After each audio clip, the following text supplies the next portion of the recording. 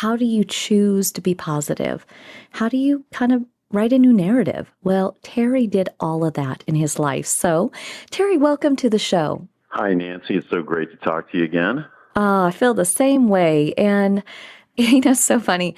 I think about the early years of your life, right? You got a good family, loving family, and here you are, you're well liked, you're uh, homecoming prince, you're just doing so many great things. It's kind of like the calm before the storm, right? Yeah. So at 21, when the storm started to brew, can you share with us kind of what happened? All of a sudden, your brother started seeing signs of a bump on your face. And I mean, can you share with us? It's really an amazing story.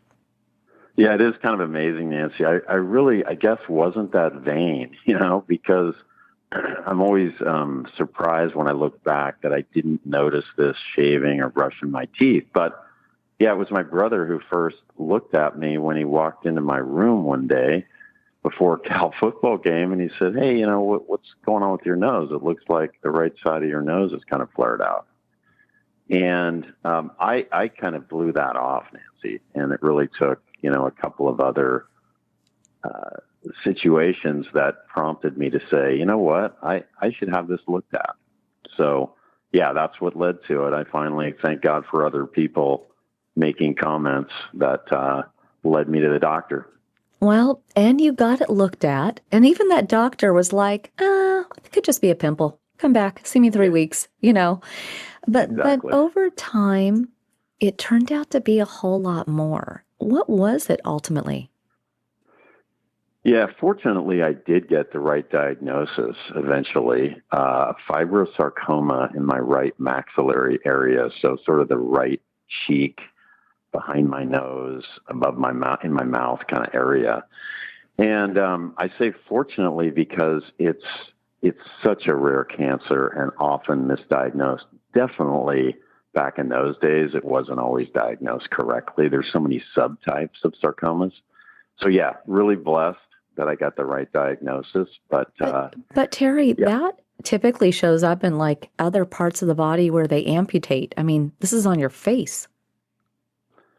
yeah, absolutely correct, Nancy. My doctor later, as we got to be friends and got to know each other, and the storm was somewhat behind me in terms of the cancer. I remember him saying that to me. He said, Terry, typically we just amputate, and we can't really amputate your head. So, and we kind of laughed about it, believe it or not. But you're absolutely right. Usually in the arms and legs. So very strange place for it to occur. Well, your inner beauty is really what shines, at least to me, although I am legally blind, but to me, you are handsome in many ways. But for those of us who are listening right now, because this is radio, can you share with us when you went through all those surgeries, what did your face look like? How did it modify? And was it, I mean, drastic? It was pretty drastic, and I don't think, Nancy, that I was quite prepared for what would ultimately happen and how I would wake up. Uh, so they removed half my nose, the shelf of my right eye, the muscle and the bone from my right cheek, part of my upper lip, part of my hard palate, and six of my teeth. And the most shocking part of it was that I woke up attached to my chest because they had to transplant a full thickness skin graft just to fill in this huge cavity that had been created on my face. Wow. I'm just kind of sighing because I mean that's a lot. I mean that's a lot. And Terry, you are a good sport to get through all that. I mean, I say sport because getting through surgeries, you're like an athlete, right? You got to prepare, you got to heal. There's a lot to that. And when you came out of it, were you recognizable? That's hard to say. When I looked at myself in the mirror, Nancy, I thought I looked like the Elephant Man. I couldn't really get over the shock and the disappointment and sort of devastation of what had happened to me literally like overnight. Mm-hmm. It's hard to say what other people thought of me. I think one thing that I've learned, and as I reflect back, is that we oftentimes think everybody's looking at us and looking at us because we don't look perfect or we've got some aberration or some asymmetry. And fact is, I think we give ourselves too much credit. I don't think people are really looking at us all that much. I think people are pretty focused on themselves as they go about their lives. And so, that was one thing I learned is, let's not be so self-conscious. I really doubt, Terry, that people are noticing your differences as much as you are, and just try to focus on living your life. You had to get your sea legs back and bring back that swagger, but you started dating again, and the charm of you doesn't impact that look, that face. But there was a girlfriend who said something to you after a long weekend that kind of jarred you a bit. What did she say? Yeah, I was falling in love with this girl pretty fast and hard. And at the end of this, what I thought was a really good weekend, she just looked at me and said, Terry, you have a lot of issues that I can't help you with. You need constant reassurance. And that's something that I cannot give you.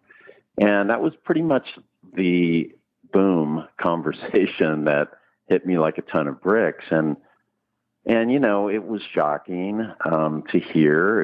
It was sort of devastating. It started though to over time as I tried to absorb what she said after I kind of dealt with sort of the pain of it, was that, she was instrumental in helping put me on a new path. And so I became grateful for what she said, because that was really when I switched gears and said, you know what, this is obviously about my internal scars and it's not about my external scars. She was not having an issue with the way I looked at all. That wasn't the issue. It was my person that was the issue. Oh man. And that's like, where do you start? Come on. I want everyone to stay with us, of course, because as we dip more into Terry's story, now the real work starts with that inner work, that confidence piece, that rewriting who he wants to be from the inside out. So Terry, stay with us, because today we are talking about practicing gratitude. It doesn't happen in a snap. It can take years, but let today be the day that you are ready to be grateful for everything that you have, despite whatever that is that's limiting you. I believe in you. We'll be right back. Thank you so much for joining us. Today we are talking about practicing gratitude, which is a large part of what it means to live full out. And our inspirational guest today, Terry Healey, being so courageous to share with us his story of finding who he is inside and turning that light up and letting that be his beauty, letting that shine so he could help others. So Terry, welcome back to the show. Thank you. And really, thank you for the honesty of the last segment. I'm sure it's always uncomfortable to talk about, but I appreciate that. And as you started to need to work on that inside, I know you went to group therapy. You went to a support group rather than the one-on-one. At the time, it was more economical to do. And when you came through that group therapy, how did you start to heal from that in terms of the scars, the battle wounds, what you had been through? Yeah, it was something that I never expected. I knew that I needed help, right? And I knew I couldn't necessarily find it from within, because I was really struggling with who I was and my identity and all of that. But what I found was as I went to these support group meetings, I found the courage to really share my vulnerabilities. And I think when you do that, obviously other people open up to you. They talk about their vulnerabilities. And that became this really, really liberating force in my life. And it really started to change the trajectory of how I began to feel about myself. These people in this group kind of reinforced in some ways what Dina had said, which was, they didn't look at me as some monster, right? That's not what their focus was. We were all just talking about our issues that were different, the same, but learning about each other and finding that ability to break down and cry and just share whatever you're feeling. And I had never done that before. That wasn't the way I grew up. I didn't grow up with that encouragement to say, oh, you should go to therapy, when you have Right. an issue. So, Well, thank you, cancer, for putting Terry in therapy, but yes, you came out a better person. yes. Now you went on to have career success and you became an author and you got married. I mean, I'm a big fan of love and you found it, but, but you nailed it earlier when you said that people really aren't looking that closely at us. Like, people are genuinely busy, but you and I have a little bit of a shared story here because not too long ago, I went to my high school reunion, and this was the first time I was cruising in with my guide dog Frost. Hello, Hmm. guide dog handle, can't see, and it was inspiring, but kind of awkward at the same time. And you went to your reunion, but nobody recognized you. How was that? It's so funny that you bring this story up because that was my 20-year reunion. And I think by that point, as you said, I had sort of developed my career. I was finding success in my life. I was married happily and things were going pretty well. I had rebuilt my confidence and regained my self-esteem. So when I walked in that room, it never really occurred to me that that would happen, that people would sort of take a double take or not recognize me. And so I just went about my way. And it was really the next day, there was one story the next day where this guy, Chris, called me or emailed me, I forget, but he basically said, hey, I'm really sorry about our conversation last night. I didn't recognize you. I didn't know who you were when you were talking to me about this story between the two of us in high school. And I was just blown away. I'm like, oh my God, I really look that different. Wow. That's pretty wild. I mean, that's pretty wild, but again, a very honest moment, a very honest moment. And Yeah. I mean, when you look in the mirror, Terry, what do you see? I mean, I can no longer look in the mirror and see my face, but when you look in the mirror, what do you see? I look at myself and I see battle scars that really remind me of my healing and not my pain. I see somebody who I believe is resilient, who bounced forward, not just bounced back. I transformed. I see somebody with grit and courage. And so, that's good reinforcement every day. It reminds me of who I am and why I should feel, good about what I do every day and how I carry myself. Hmm. And the truth is, there's somebody in our audience today who is not where you are today, and there's somebody dealing with cancer. Maybe they're having to remove a breast, maybe they have lost their hair, and you can speak from a place of needing to have a new renewal, a new Terry, a new Hmm. normal. And what would you say to somebody? Because, cancer is scary, and losing who you've always seen yourself to be is unsettling. Yep. It's incredibly difficult, and it's natural to experience whatever emotions you're going through, right? You're angry, you're scared, you're in fear. Maybe you're sad. Whatever those emotions are, it's good to experience them, accept them, right? But at some point, try to step back. And this is where life perspective really comes in: is step back and say to yourself, what am I grateful for? And I think when you start your day or start at any point during your day with gratitude, it puts you in a better place because there are always things to be grateful for. There's always a lot of things to be grateful for.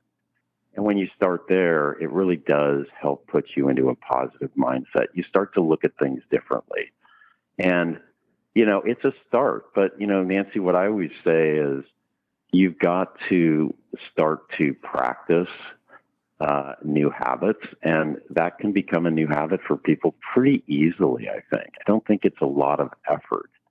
And it's kind of a natural process if you just say, every day I'm going to practice gratitude. And when you do that, it does change a lot about how you behave and how you think about yourself and how you look at life. So, And I loved just the way that you said that. And I mean, when you hear the word cancer now, do you have any attachment to it? Does it bring back bad memories? Do you feel like you conquered it?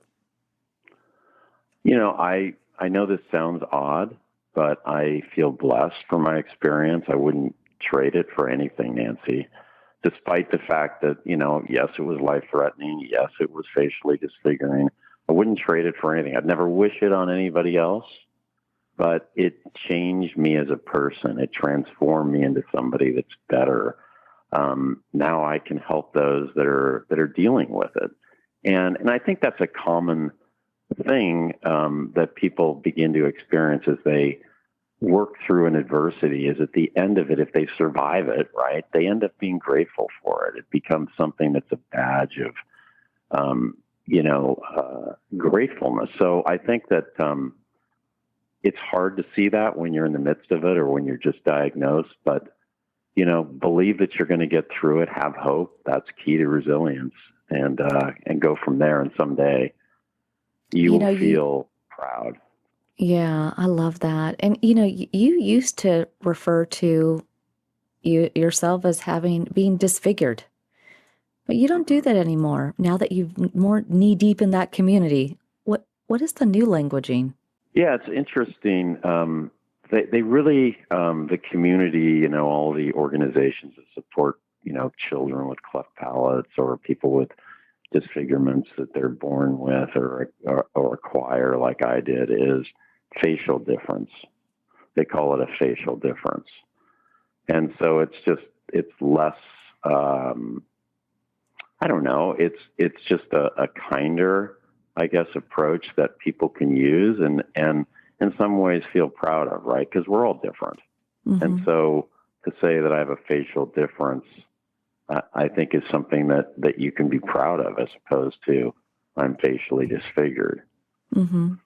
Well, and that's again showing your own growth, because you were going with disfigured for years. Oh yeah. Did somebody put you in your place on that, or what was the awareness? Yeah. Well, yeah, it's a long journey, and I was corrected along the way by people as I started to write my latest book, The Resilience Mindset. I started to read the language and recognize that, what, I need to modify the language I use, because it may not be something that people are comfortable with anymore. So yeah, it was really all these other, nonprofit organizations that helped me kind of see things a little bit differently that way. Since you do see life through a different lens, I mean, I've got my experience, you've got yours. What does living full out mean to you? I think it's one, it's accepting who you are and learning about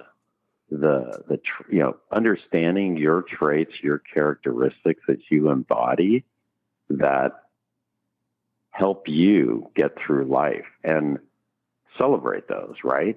That helps you build confidence. And I think when you start to live your life that way, every day is a brighter day. Every day is a better day. You're excited to jump up and get out of bed, honestly. But again, it's starting that day with gratitude puts you in a much better place. So to me, that helps live my life more full out.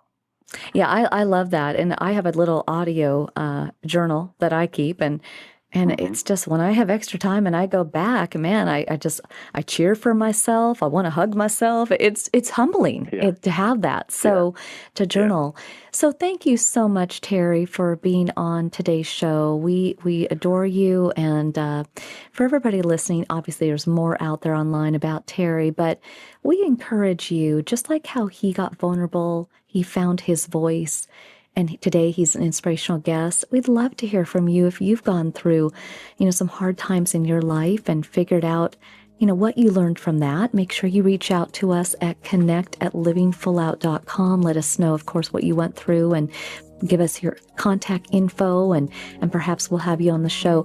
Thank you, Terry, so much, and have a wonderful day. Here's to you, of course, living full out, my friend. Have a wonderful day, too. Thank you. And for everyone else, we'll be right back. It's all about practicing gratitude.